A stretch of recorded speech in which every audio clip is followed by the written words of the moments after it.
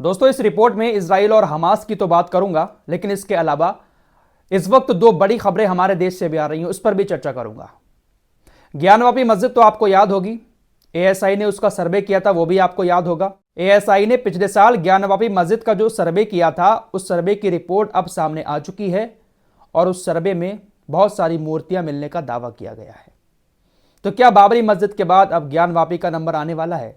क्या कुछ आया है इस रिपोर्ट में? पूरी जानकारी आपको आगे दूंगा। साथ ही साथ बिहार से खबर आ रही है, बिहार के अंदर एक बार फिर से सरकार गिर चुकी है। नीतीश कुमार ने एक बार फिर से पाला बदल लिया है। यह भी इस वक्त की बड़ी खबर है। लेकिन पहले आपको हमास की तरफ लिए चलते हैं। इंटरनेशनल कोर्ट ऑफ जस्टिस का फैसला आने के बाद इजराइल ने कोर्ट के फैसले को सिरे से नकार दिया और हमले अभी भी लगातार इजराइल कर रहा है। हमास के एक नेता का बयान आया है। इन्होंने कहा कि हम इंटरनेशनल क्रिमिनल कोर्ट में हाजिर होने के लिए तैयार हैं। इंटरनेशनल क्रिमिनल कोर्ट में इजराइल को भी चलना पड़ेगा, वहां पर जाकर अपने अपने पक्ष रखने पड़ेंगे। हम इंटरनेशनल क्रिमिनल कोर्ट का सामना करने के लिए तैयार है। इंटरनेशनल क्रिमिनल कोर्ट जो भी फैसला सुनाएगा बाद में, हमारे लिए या हमारे समुदाय के लोगों के लिए, हम उनका बोझ उठाने के लिए तैयार हैं। क्या इजराइल इंटरनेशनल क्रिमिनल कोर्ट में जाकर हमारा सामना कर सकता है? यह बात हमास कह रहा है, जिसको इजराइल जैसे देश, अमेरिका जैसे देश आतंकी संगठन मानते हैं। उसके नेता कह रहे हैं कि हम इंटरनेशनल क्रिमिनल कोर्ट में हाजिर होने के लिए तैयार हैं। वहां पर हम इजराइल के खिलाफ सबूत दिखाएंगे, इजराइल हमारे खिलाफ सबूत दिखाए, उसके बाद क्रिमिनल कोर्ट जो भी फैसला सुनाएगा हम उस फैसले को मानने के लिए तैयार हैं। क्या इजराइल इसके लिए राजी है? दोस्तों, यहां से आप अंदाजा लगा सकते हैं कि इस जंग में सबसे ज्यादा युद्ध अपराध किसने किया है, हमास ने किया है या फिर इजराइल ने किया है। अगर इजराइल वाकई में सच्चा है और इजराइल को ऐसा लगता है कि हमास ने हमारे लोगों के ऊपर जुल्म किया है, हमारे बेगुनाह लोगों को मारा है, तो इंटरनेशनल क्रिमिनल कोर्ट में हमास का सामना करना चाहिए। हमास जाने को तैयार है, लेकिन इजराइल जाने को तैयार नहीं है। इंटरनेशनल क्रिमिनल कोर्ट में भी यही हुआ। इजराइल वहां पर पहुंचा, लेकिन वहां पर अपने कत्लेआम को वो जस्टिफाई नहीं कर पाया। लेकिन मैं फिर वही कहूंगा कि चाहे इंटरनेशनल क्रिमिनल कोर्ट हुआ, चाहे इंटरनेशनल कोर्ट ऑफ जस्टिस हुआ, सब नाम के हैं। किसी की कोई औकात नहीं है कि वो नेतन्याहू के ऊपर लगाम लगा सके।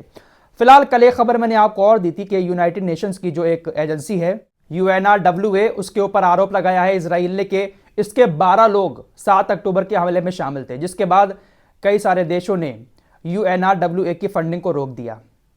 UNRWA को जो फंडिंग मिलती थी उससे वो फिलिस्तीन का खर्च चलाते थे। UNRWA को अमेरिका एक साल में $223 मिलियन की मदद देता था, जर्मनी $127.3 मिलियन की मदद देता था, Canada 76.8 million, Australia 20 million, Netherlands 19 million और England UK 12.2 million, Italy $3.57 million, Finland $5.45 million, Switzerland $3.3 million. ये देश इतने सारे डॉलर एक साल में UNRWA को देते थे और UNRWA फिलिस्तीन के लोगों के इससे काम चलाता था। America, Canada, Britain, Finland, Australia, Italy और नीदरलैंड, इतने देशों ने कल ही अपनी फंडिंग को रोक दिया है। जबकि आयरलैंड का कहना है कि हम इस मामले को नहीं मानते हैं। स्विट्जरलैंड का बयान आया है, उसने कहा है कि हम अभी फंडिंग नहीं रोकेंगे जब तक पूरी जांच नहीं हो जाती, जब तक यह साबित नहीं हो जाता कि UNRWA के सदस्य 7 अक्टूबर के हमले में हमास के साथ शामिल थे। लेकिन इजराइल ने जैसे ही कल यह दावा किया, फौरन इन देशों ने अपनी फंडिंग को रोक दिया। इजराइल की बात पर ये लोग इतना भरोसा करते हैं। लेकिन एक बात समझने वाली है कि आखिर 3 महीने से ज्यादा के वक्त के बाद इजराइल को अचानक से यह बात कैसे याद आई और एकदम से इजराइल ने UN की इस एजेंसी के लोगों के ऊपर आरोप क्यों लगा दिया। दरअसल परसों जो इंटरनेशनल कोर्ट ऑफ जस्टिस में फैसला सुनाया गया है, उस फैसले में जज साहिबा ने कहा कि हमें UNRWA के सोर्सेस पर बहुत ज्यादा यकीन है।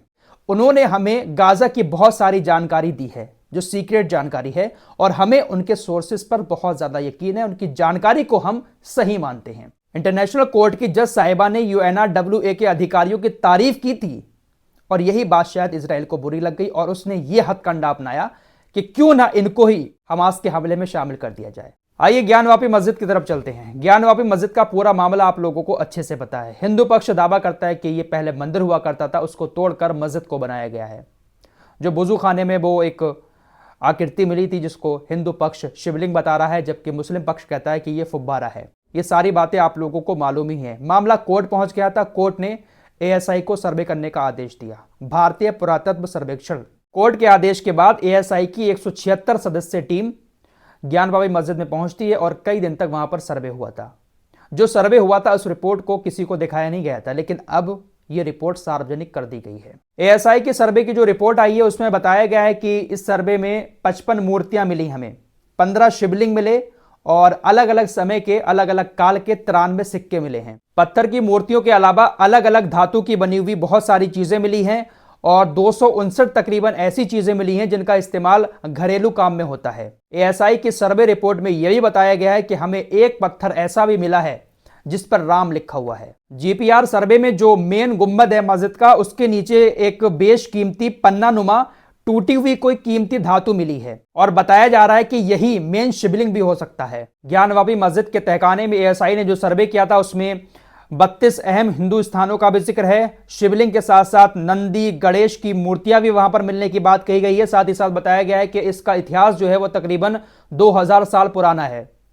2000 साल पुराना एक बहुत ही बड़ा हिंदू मंदिर ये हो सकता है। फिलहाल 100 बात की एक बात यह है कि एएसआई के सर्वे की ये जो रिपोर्ट आई है इसमें बहुत सारी मूर्तियों को मिलने का दावा किया गया है। बहुत सारी ऐसी चीजें मिली हैं जो मंदिर से जोड़ी जा सकती हैं, लेकिन इस मामले पर मुस्लिम पक्ष का क्या कहना है? अंजुमन इंतजामिया मसाजिद कमेटी के जो अधिवक्ता हैं अखलाक अहमद, उन्होंने कहा है कि ये जो सर्वे आया है और इस सर्वे में जो फिगर बताया गया है कि इतनी मूर्तियां मिली हैं, इतने चिन्ह मिले हैं, ये कोई बड़ी बात नहीं है। ये सारी चीजें मलबे के अंदर मिली हैं। उन्होंने कहा कि हमारी एक बिल्डिंग में 5 किराएदार रहते थे जो मूर्तियां बनाते थे। मूर्तियां बनाने के बाद जो मलबा बचता था वो उसको दूसरी साइड में फेंक दिया करते थे। एएसआई को सर्वे के दौरान जो मूर्तियां मिली हैं वो सारी की सारी मूर्तियां खंडित हैं, यानी टूटी हुई हैं। कोई भी मूर्ति ऐसी नहीं मिली है जो साबुत हो और जिससे यह साबित होता हो कि यह भगवान शिव की मूर्ति है। उन्होंने कहा कि एएसआई को कोई भी मूर्ति मस्जिद के अंदर नहीं मिली है। हम पूरी रिपोर्ट पढ़ेंगे और देखेंगे इसमें क्या क्या गलत है, उसके बाद अपनी आपत्ति दायर करेंगे। 5 किराएदारों का जिक्र किया है कि वो मूर्तियां बनाते थे, यहां पर रहकर उसका मलबा पीछे की साइड फेंक देते थे। वही मलबा एएसआई को मिला है। कोई भी मूर्ति साबुत नहीं मिली है। फिलहाल सर्वे की इस रिपोर्ट के बाद हिंदू पक्ष तो अब और बड़ा दावा करने लगा है कि देखिए यही हमारा मंदिर था और मंदिर को तोड़कर ही मस्जिद को बनाया गया है। इतने सारे सबूत मिले हैं मंदिर होने के, मूर्तियां मिली हैं, चिन्ह मिले हैं, पत्थर मिले हैं, तो ये सारी चीजें हैं। अब देखते हैं कि आगे क्या रहता है। फिलहाल बिहार की तरफ चलते हैं। नीतीश बाबू का क्या ही कहना। नीतीश कुमार चुनाव जीते थे जिस वक्त, तेजस्वी यादव को छोड़कर एनडीए गठबंधन में आ गए। बीजेपी के साथ उन्होंने सरकार बना ली। कुछ दिन तक उन्होंने सरकार बीजेपी के साथ मिलकर चलाई। एनडीए गठबंधन से नीतीश कुमार ने इस्तीफा दिया और तेजस्वी यादव के साथ जाकर मिल गए।